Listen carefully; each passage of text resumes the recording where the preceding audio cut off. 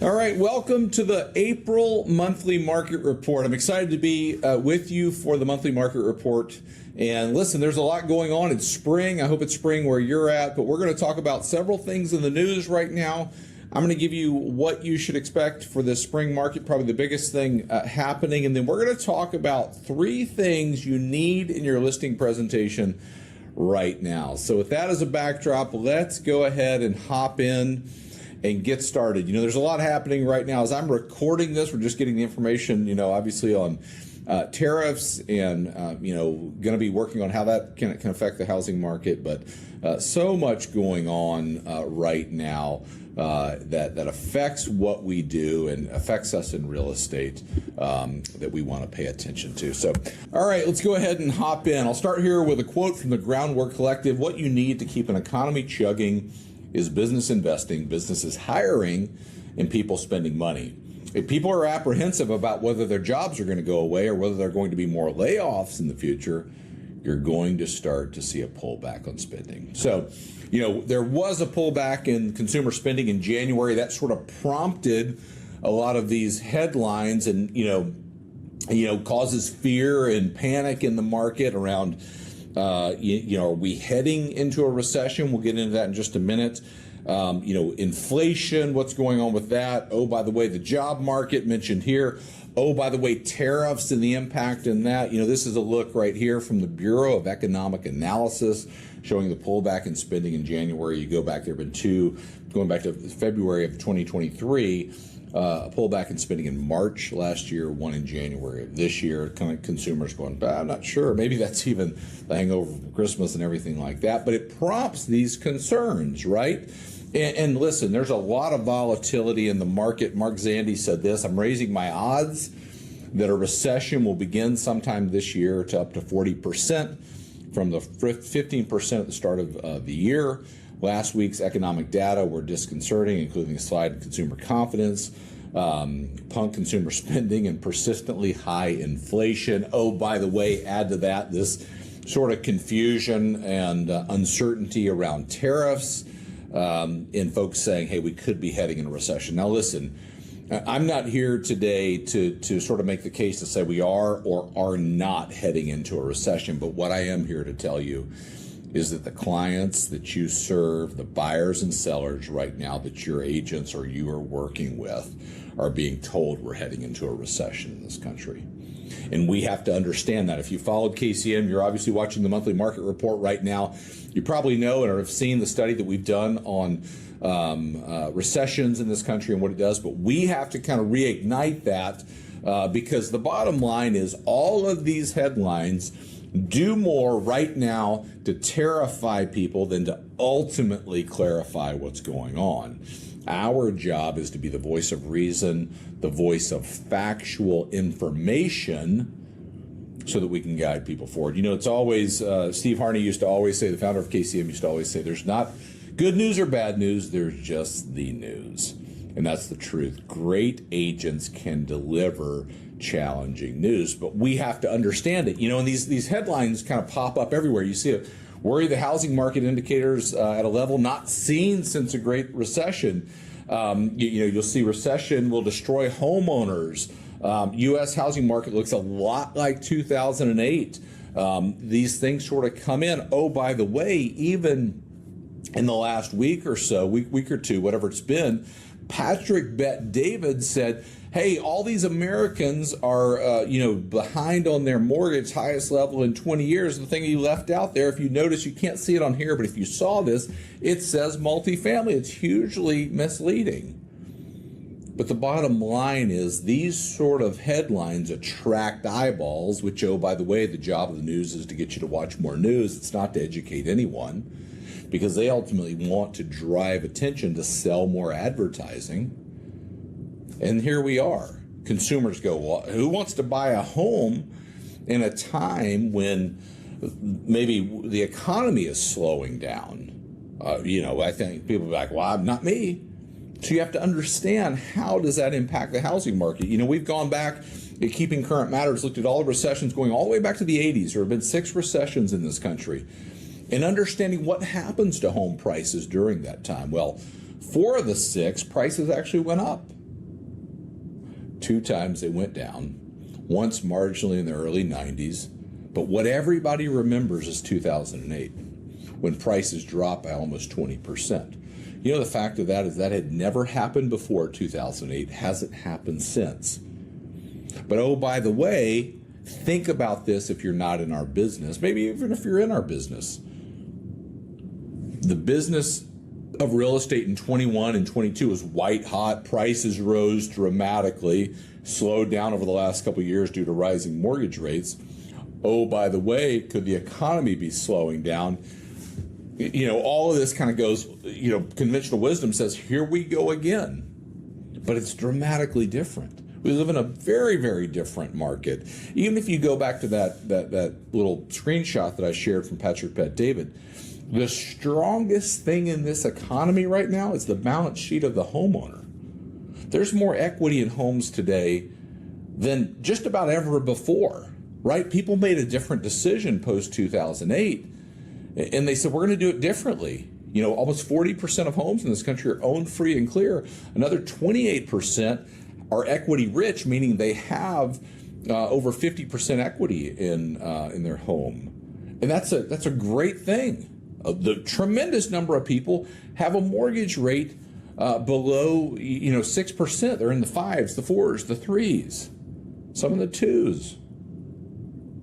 So when we start to look at it, you'd have to make a case for this implosion in the housing market. I had somebody text me last night, a great agent, and say, are we going to go down in this thing?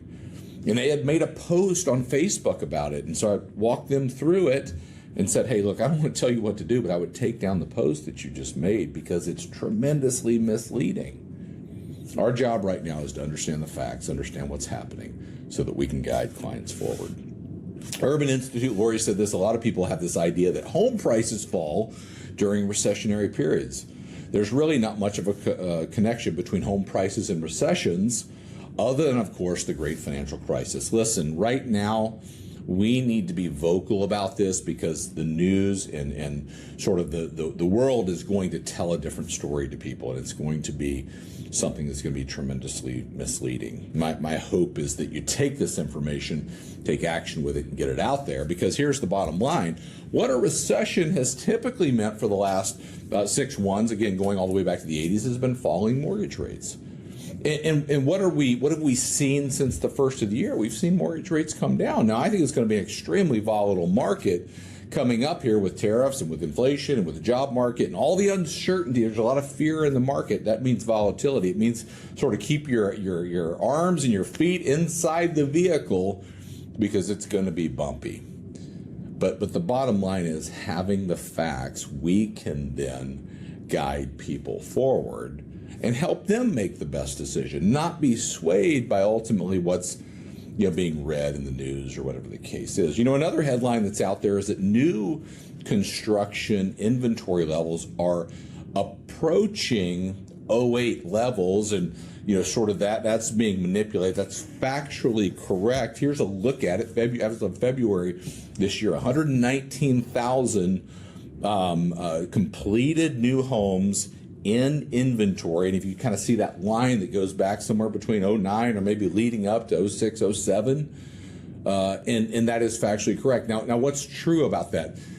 After '06 and '07, new builds continued on. When demand was inflated, you didn't have to qualify for a home loan. But guess what?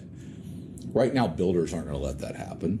Right? They're trying to build them as fast as they can. They're offering incentives. They're buying down rates. They're doing all the things they can do to get people into homes. That's the bottom line. Okay. Another fact right now, 31.4% of available inventory is new construction. So having a command of the facts, understanding it, not being afraid of it, is what we have to do right now.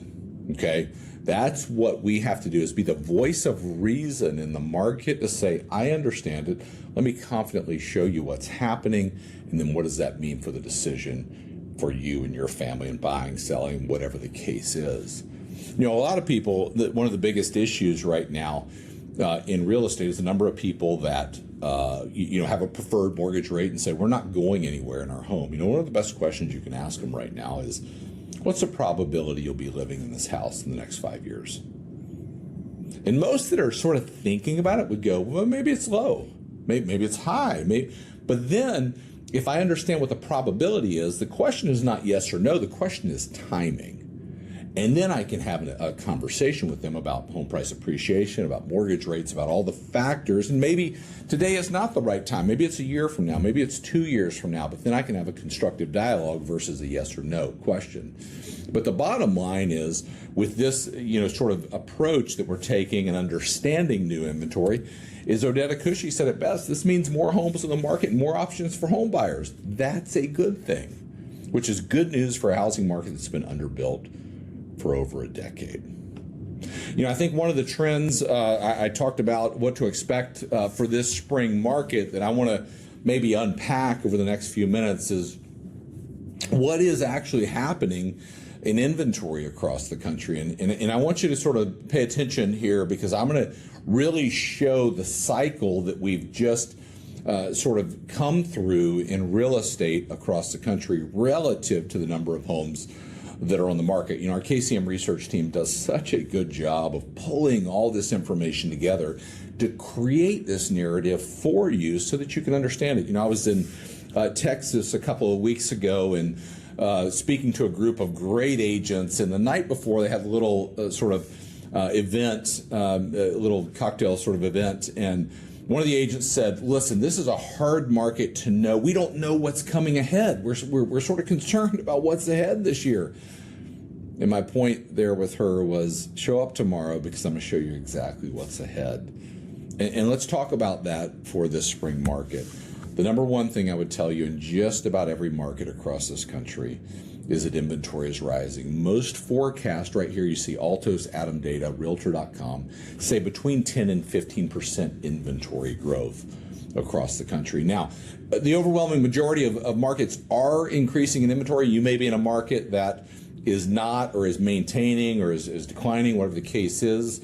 There are those as well, but the majority are increasing. If you kind of go across the country and you take a look, this is from Realtor.com, in each area, the Midwest, the Northeast, the South, and the West, the way you look at this graphic right here is it's the most recent inventory numbers, the blue bars in each region, show year over year how inventory has grown. So let me use maybe the Midwest here, if you can see my cursor.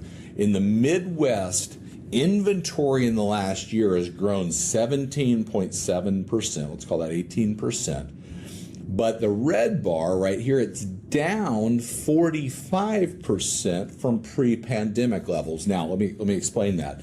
So over the last year, grown by almost 18% in the Midwest. But the last three normal years of real estate, 2017, 2018, 2019, we're still down 45%. And so you see pretty big disparity between the Midwest and the Northeast as compared to the South and the West. South and the West up dramatically year over year and approaching pre-pandemic levels. This is important. Stay with me on this. It's really important. If you look at total listings in this country, this is a look right here of the seasonal sort of effect. And this goes all the way back to 2017, and we start out in this country in January and kind of rise in listings, total listings, peak sometime in the summer and sort of tail off towards the end of the year. It happens every year. You can see it right here. And if I kind of break this down, the yellow line to the left there is this year as of March. The red line in the middle is 2020, sort of a dividing line. And then the years below are 21, 22, 23, and 24 post-pandemic. The years above the red line are 17, 18, and 19 pre-pandemic. And so you get this sort of look here at the inventory cycle we've been in this country. Now this becomes very interesting. I had our research team pull together, if we see even conservatively 10% growth in inventory in this country, what would that then look like? Well, if you kind of play that out, this is what this looks like. Now, here's where it gets interesting. Where do we end the year in that sort of yellow dotted line? In the neighborhood of where we finished 2017, 2018, and 2019. very clearly showing this 5-year cycle of inventory depletion. You know, the story of real estate coming out of COVID was mortgage rates fall, people jump in, they say we now can afford what we want, they buy a home, we see a ton of homes sold in 21 and 22, mortgage rates rise, sort of squelch demand, right? People affordability is at a crisis level and challenges people. And inventory is starting to replenish, right? Not because everybody's putting their home on the market, but because things are staying on the market longer. That's a good thing. Causes challenges, no doubt, less transactions. But listen, this is a sign of the market returning to a more healthy level. That causes price to moderate. We've talked about that extensively, right? When you have more options, prices aren't going through the roof, 15, 20%, like what we saw. And again, that's a very, very good thing for this market. So what's the way to take action with this? I want to give you 3 things that I believe you need to have in your listing presentation right now. It's a great topic. If you're leading a meeting, you can use this.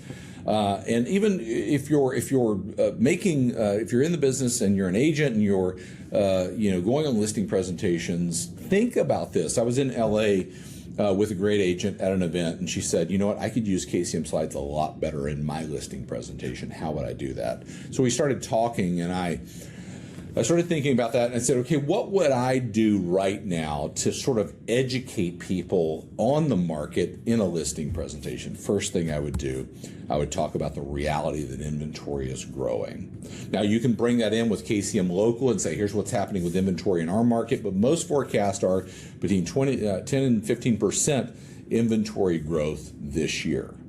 Okay, so more things coming on the market. If I'm selling my home, I want to understand that. If I'm buying a home, I want to understand that. And I want to then, for that individual, for that buyer or that seller, create the expectation, right? Everybody maybe selling a home thinks, well, are we going to get into a bidding war? Or is this thing going to sell in 24 hours?